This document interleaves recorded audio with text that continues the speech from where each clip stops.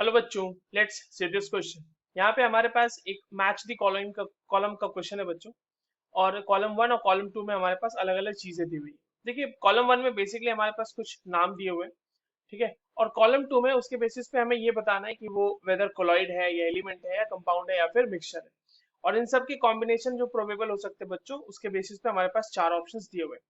चलिए इस क्वेश्चन को सॉल्व करते हैं। और सबसे पहले तो हम ये देखते हैं कि इस क्वेश्चन को सॉल्व करने के लिए हमारे पास कौन से की कॉन्सेप्ट की जानकारी होनी चाहिए। देखो, ये जो सवाल है बच्चों, इसमें अगर हमें सॉल्व करना है तो हमें कोलाइड के बारे में पता होना चाहिए, हमें ये भी पता होना चाहिए कि एलिमेंट किसे कहते हैं, हमें ये भी पता होना चाहिए कि कंपाउंड किसे कहते हैं, और हमें ये भी पता होना चाहिए कि मिक्सचर किसे कहते हैं ना। ये सारी चीजें हमें आनी चाहिए। चलिए एक एक करके हमारे पास जो दिए हुए कॉलम वन में उनको सबको एक एक करके एनालाइज करते हैं। सबसे पहले हमारे पास दिया हुआ बच्चों ऑक्सीजन, ठीक है। तो व्हाट इज ऑक्सीजन? देखिए, ऑक्सीजन इज एन एलिमेंट, ठीक है। ऑक्सीजन क्या है हमारा बच्चों? एक एलिमेंट है। अब एलिमेंट किसे कहते हैं ये समझ लीजिए। तो element is the basic form of matter, जिसको फर्दर आप सिंपल फॉर्म्स में नहीं ब्रेक डाउन कर सकते हैं through any chemical reaction means. कहने का मतलब कि अगर हम ऑक्सीजन लेंगे बच्चों, तो ऑक्सीजन में हमारे पास सिर्फ और सिर्फ ऑक्सीजन के ही एटम होंगे ना। उनको आप फर्दर और किस चीज में ब्रेक डाउन कर सकते हैं? किसी भी मतलब मैटर में उसको हम फर्दर किसी चीज में ब्रेक डाउन नहीं कर सकते किसी भी केमिकल रिएक्शन से। तो अगर ऐसा हो जाता है तो हम बोलते हैं कि वो फॉर्म हमारा एलिमेंट है ना, वो चीज हमारी एलिमेंट, वो सब्सटेंस हमारा एलिमेंट है। तो ऑक्सीजन इज एन एलिमेंट। तो ए हमारा, सॉरी, वन हमारा मैच किससे कर जाएगा बच्चों? बी से मैच कर जाएगा। Now coming to baking soda, what is baking soda? तो baking soda, sorry, baking soda is basically NaHCO3, sodium bicarbonate बोलते हैं इसे। तो बेकिंग सोडा क्या है बच्चों? बेकिंग सोडा एक कंपाउंड है। कंपाउंड क्या होता है? कंपाउंड होता है ग्रुप ऑफ एटम, है ना।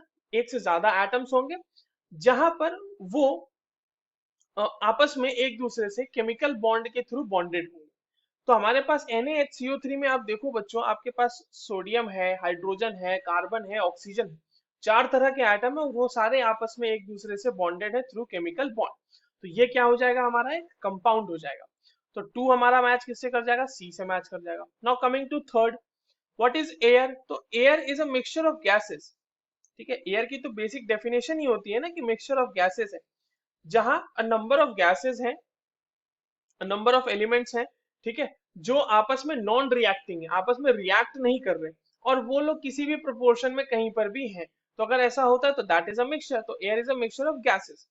तो थ्री का क्या हो जाएगा बच्चों? हमारा थ्री का हो जाएगा D. And now coming to fourth, coloured gemstone. What is coloured gemstone? तो कलर्ड जेमस्टोन जो है बेसिकली वो एक तरह का कोलाइड है बच्चों, कलर्ड जेमस्टोन, ठीक है। ये है हमारा एक कोलॉइड। और ये किस तरह का कोलॉइड है? ये सॉलिड इन सॉलिड का कोलॉइड है, यानी सॉलिड को ही सॉलिड में मिलाया गया है। मतलब हमारा डिस्पर्सिंग मीडियम और डिस्पर्स्ड फेज कोलॉइड के केस में जो होता है, ये दोनों के दोनों यहाँ पर सॉलिड है। तो हमारा फोर्थ किसके साथ मैच कर जाएगा बच्चों? ए के साथ मैच कर जाएगा। ये कॉम्बिनेशन कहाँ दी हुई है हमारे पास? देखते हैं।